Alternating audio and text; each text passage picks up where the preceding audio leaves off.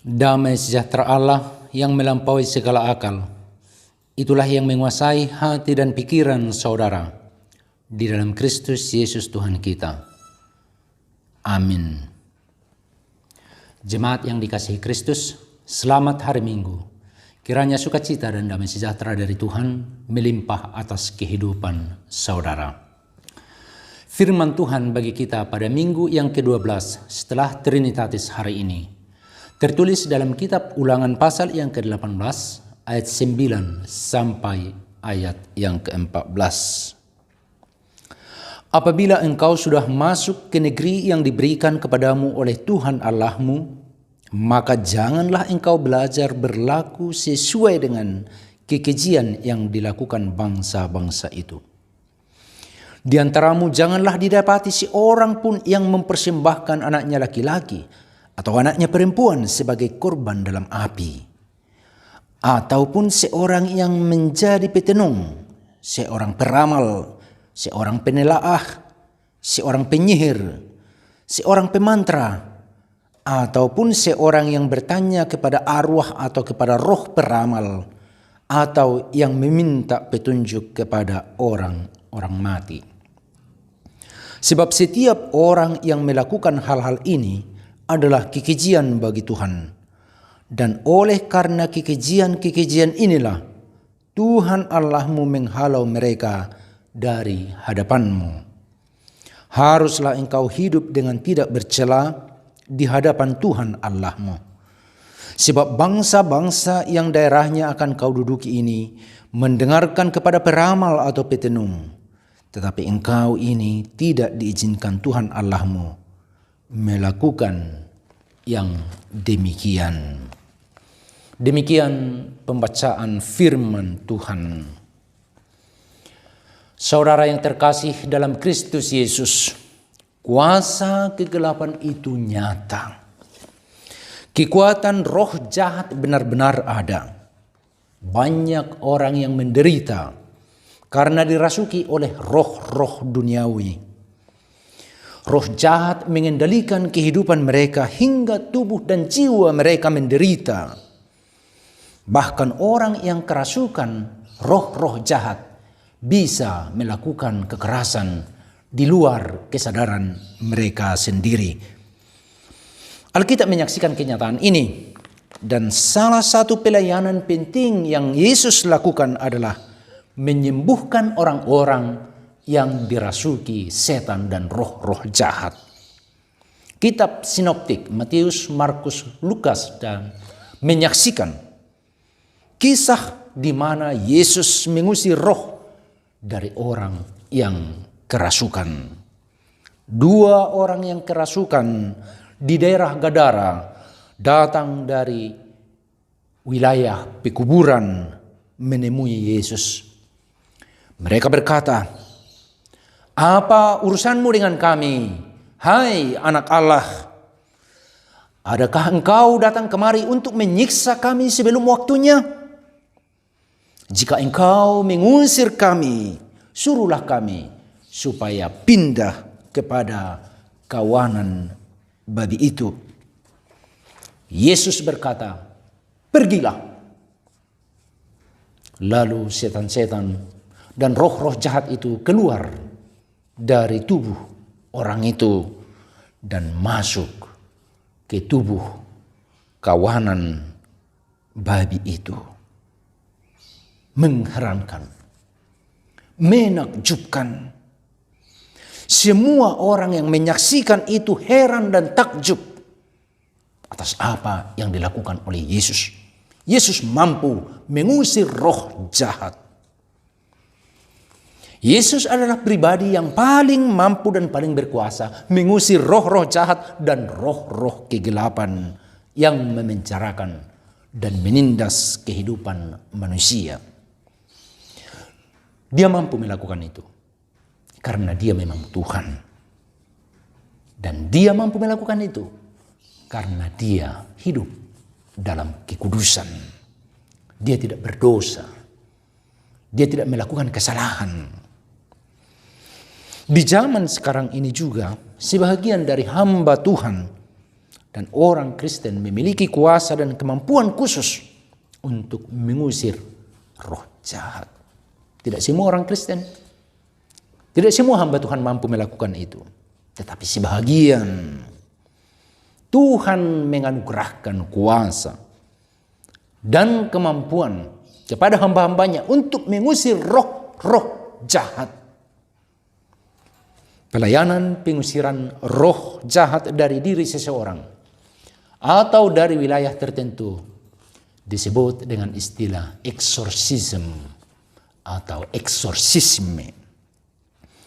Orang yang mampu melakukan eksorsisme biasanya telah melakukan pelatihan dan disiplin diri, seperti berpuasa dan berdoa dengan sungguh-sungguh, bahkan mungkin berdoa dalam waktu yang lama, sehingga ketika dia berkonfrontasi dengan roh jahat atau roh kegelapan, dia benar-benar yakin dan tahu bahwa dia akan mampu menghadapinya. Dalam kekristenan, kita yakini bahwa sumber kuasa untuk melawan kuasa-kuasa kegelapan dan roh-roh jahat itu berasal dari firman Tuhan. Sama seperti Yesus yang mampu mengusir roh jahat, demikian juga Tuhan memperlengkapi hamba-hambanya untuk mengusir roh jahat dan kuasa-kuasa kegelapan. Karena itu, hanya dengan mengandalkan kuasa Tuhanlah kita mampu mengusir roh-roh jahat dan kuasa kegelapan dari hidup kita dan dari orang lain. Di zaman yang maju dan modern ini, banyak roh-roh yang mondar-mandir seperti singa yang kelaparan yang siap sedia menerkam mangsanya. Bentuk dan cara kerjanya beragam. Ada roh jahat yang mengambil rupa seperti domba yang nampak tulus dan lugu, namun kenyataannya dia adalah serigala yang sangat berbahaya dan sadis. Dia siap menerkam. Karena itu kita harus waspada. Namun kita tidak perlu takut dan khawatir. Kita harus waspada. Namun kita tidak perlu takut dan khawatir. Karena jika Tuhan beserta kita, tidak ada kekuatan atau kuasa apapun, kuasa kegelapan apapun yang mampu menyentuh kita. Bahkan jika kita mau setia dan taat kepada Tuhan dan berani mengandalkan kuasanya, kita pasti mampu mengalahkan roh jahat dan kuasa kegelapan. Menjadi orang yang mampu mengusir roh jahat tidak mungkin bersahabat dengan roh jahat. Menjadi orang yang mampu melawan kuasa kegelapan tidak mungkin melakukan perbuatan-perbuatan kegelapan. Menjadi orang yang mampu menegakkan keadilan tidak mungkin melakukan ketidakadilan. Menjadi pembawa damai tidak mungkin itu dilakukan oleh orang yang suka bikin gaduh dan perselisihan. Menjadi orang yang mampu memberantas korupsi tidak mungkinlah pelaku korupsi. Benar yang dikatakan oleh tokoh gereja, teolog Profesor Dr. Sultan Hutagalung, mantan sekretaris jenderal GKPI, beberapa dekade yang lalu dengan istilahnya yang terkenal 4K. 4K, korupsi tidak bisa dikoreksi oleh korektor-korektor yang sekaligus juga koruptor. Demikianlah nasihat firman Tuhan kepada umat Israel yang segera akan memasuki tanah perjanjian, tanah yang penuh dengan aliran susu dan madu. Setelah mengembara selama hampir 40 tahun di padang gurun, mereka segera akan memasuki tanah yang akan menjadi milik pusaka mereka turun-temurun. Namun, sebelum mereka menginjakkan kaki di tanah itu, Tuhan mengingatkan mereka supaya benar-benar mempersiapkan diri. Mereka harus siap hidup sebagai umat Tuhan, supaya mereka jangan sampai tercemar dan terkontaminasi dengan hidup masyarakat setempat yang tidak mengenal Tuhan Allah Yahweh. Mereka harus tampil beda. Jika dalam bahasa Batak ada ungkapan si dapot solup do naro, itu tidak berlaku kali ini bagi umat Israel yang akan memasuki tanah perjanjian. Mereka harus beda dari bangsa yang menduduki tanah itu. Bahkan mereka tidak boleh mengikuti cara dan tradisi ritus yang dilakukan oleh bangsa yang ada di sana. Karena mereka adalah bangsa yang tidak mengenal Tuhan Allah. Bangsa yang melakukan kekejian di hadapan Tuhan. Firman Tuhan mengatakan, janganlah engkau belajar berlaku sesuai dengan kekejian yang dilakukan bangsa-bangsa ini. Kekejian apakah rupanya yang dilakukan oleh bangsa yang diam di tanah itu?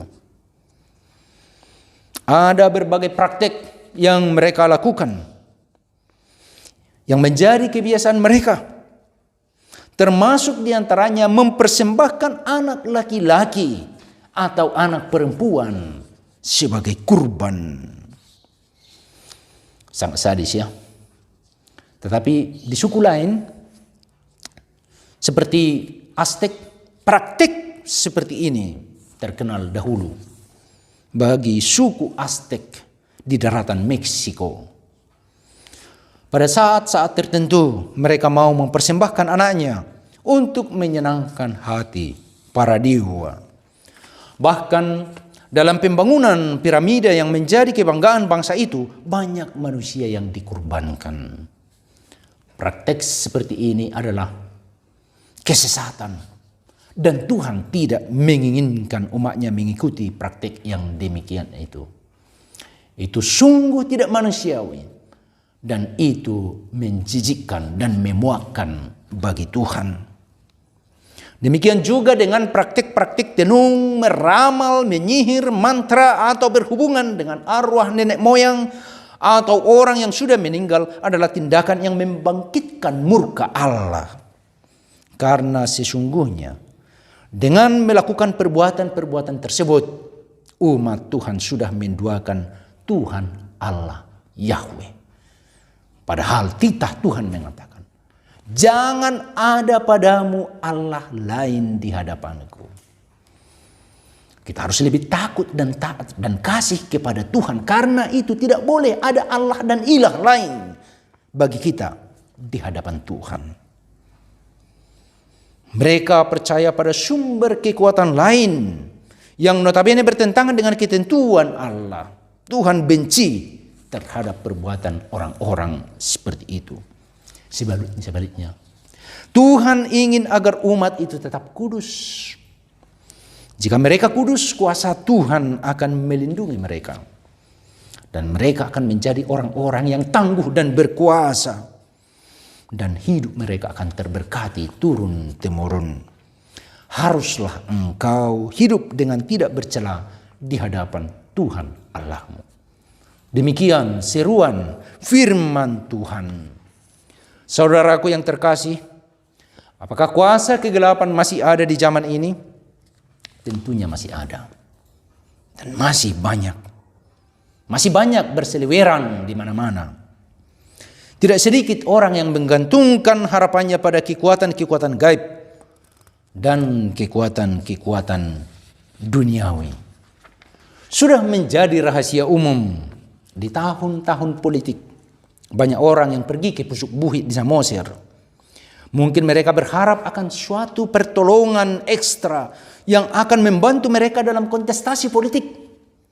Banyak orang yang pergi ke dukun atau dalam tanda kutip orang pintar untuk meminta petunjuk dan pelindung yang akan memproteksi mereka dari kekuatan-kekuatan lain. Tidak sedikit orang yang mengandalkan kekuatan uang atau materi untuk mencapai cita-citanya. Banyak orang yang mengandalkan kuasa dan pengaruh orang-orang dekatnya demi menggapai keinginannya.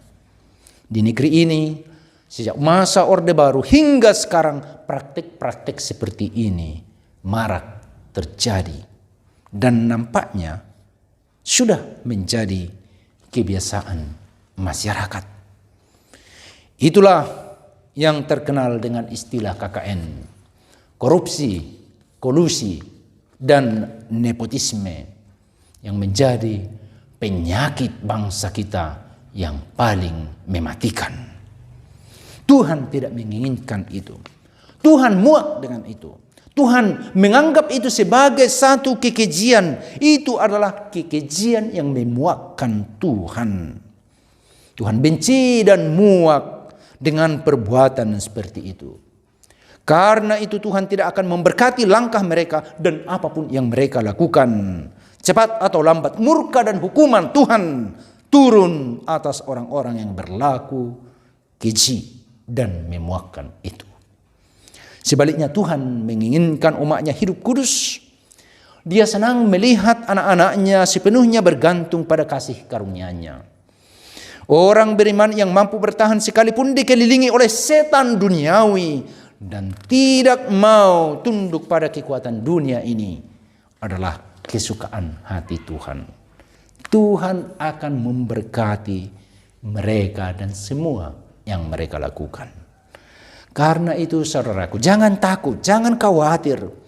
Sekalipun keadaan hidup terkadang susah dan beban terlalu berat, janganlah menyerah atau kecut hati. Yakinlah, Tuhan tidak pernah tidur. Tuhan tidak pernah membiarkan saudara sendirian.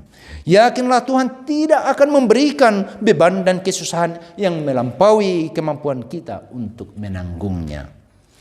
Jika kita bertahan dan tetap setia pada waktu dan kesempatan yang tepat, kita akan berkata, oh, Tuhan itu benar-benar baik. Tuhan itu benar-benar baik. Karena memang sungguh Tuhan itu baik. Sekalipun terkadang awan tebal dan hitam pekat di depan kita, hujan deras dan badai bersahut-sahutan menghampiri kehidupan kita, yakinlah Tuhan tidak jauh. Tuhan hanyalah sejauh doa. Dia ada di dekat kita. Sekalipun kita terkadang merasa jatuh dan tidak ada yang menolong, oh saudaraku, Dia tidak akan membiarkan kita jatuh sampai tergeletak. Dia akan segera menopang dan mengangkat kita kembali. Dia akan membawa kita ke tempat tinggi dan dari sana kita akan memandang keindahan perbuatan-perbuatan ajaib Tuhan. You raise me up. Lagu yang dipopulerkan oleh Josh Groban. Ketika aku jatuh dan jiwaku gundah gulana, ketika kesusahan dan kesulitan datang silih berganti, dan hatiku demikian terbeban, lalu aku diam dan menanti dalam keheningan hingga engkau datang dan sebentar duduk di sisiku. Engkau mengangkat aku hingga aku dapat berdiri di atas gunung.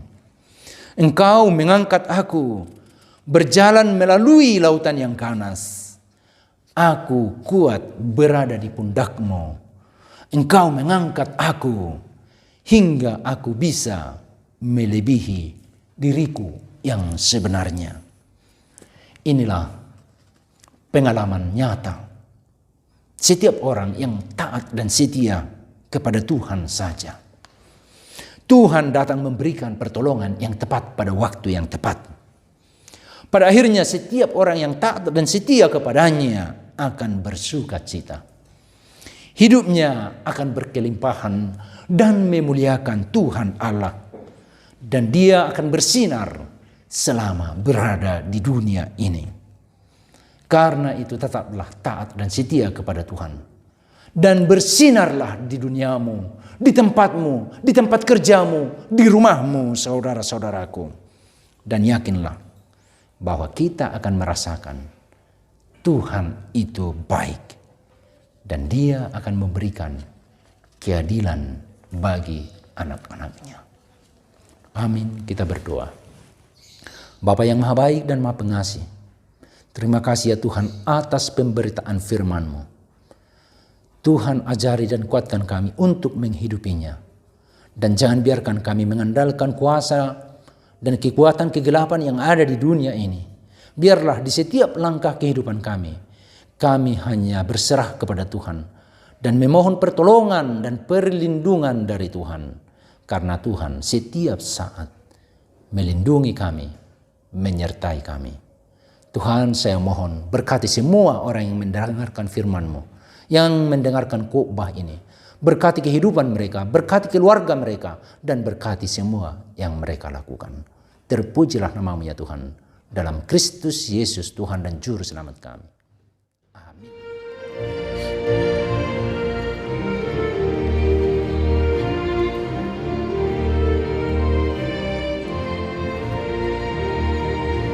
Sungguh banyak kerja dan kewajibanmu dalam tugas pelayananmu. Giatlah bekerja, jadikan dirimu suri dan teladan jemaatmu. Serahkan hidupmu, tunaikan tugasmu tanpa pamrih demi Tuhanmu. Tuhan Allah memberi berkat dan rahmat-Nya dalam seluruh pelayananmu. Dengan lemah lembut Tuhan memanggilmu, sambutlah dengan rasa syukur dan hayati selalu tugas panggilanmu, bawa orang lain pada Tuhanmu. Serahkan hidupmu, tunaikan tugasmu tanpa pamrih demi Tuhanmu. Tuhan Allah memberi berkat dan rahmat-Nya dalam seluruh pelayananmu. Marilah kita berdoa untuk menyerahkan persembahan kita ini. Ya Allah, Bapa kami yang di sorga, kami mengaku bahwa Tuhan adalah sumber dari segala karunia yang melimpah dalam kehidupan kami masing-masing. Sebagian daripada karunia itu kami serahkan kembali sebagai persembahan kepada Tuhan. Terimalah dan berkatilah persembahan umat-Mu ini, agar dapat kami pergunakan untuk pekerjaan dan pelayanan kerajaan Tuhan di dunia ini. Bukalah hati kami untuk mengenal betapa banyak berkat dan karunia yang kami peroleh dari Tuhan, supaya kami senantiasa bersyukur kepadamu di dalam nama Yesus Kristus Tuhan kami. Amin. Tuhan karuniamu, roh dan jiwaku semua, nyawa juga hidupku, harta milikku semua, ku serahkan padamu untuk selama-lamanya. Bapa kami yang di sorga, dikuduskanlah namamu, datanglah kerajaanmu, jadilah kehendak-Mu di bumi seperti di sorga. Berikanlah kami pada hari ini makanan kami yang secukupnya, dan ampunilah kami akan kesalahan kami, seperti kami juga telah mengampuni orang yang bersalah kepada kami. Dan janganlah membawa kami ke dalam pencobaan, tetapi lepaskanlah kami daripada yang jahat. Karena Engkau punya kerajaan dan kekuasaan dan kemuliaan sampai selama-lamanya. Amin. Terimalah berkat Tuhan Allah kita. Tuhan memberkati engkau dan melindungi engkau. Tuhan menyinari engkau dengan wajah-Nya dan memberi engkau kasih karunia. Tuhan menghadapkan wajah-Nya kepada engkau dan memberi engkau damai sejahtera. Amin. Amin.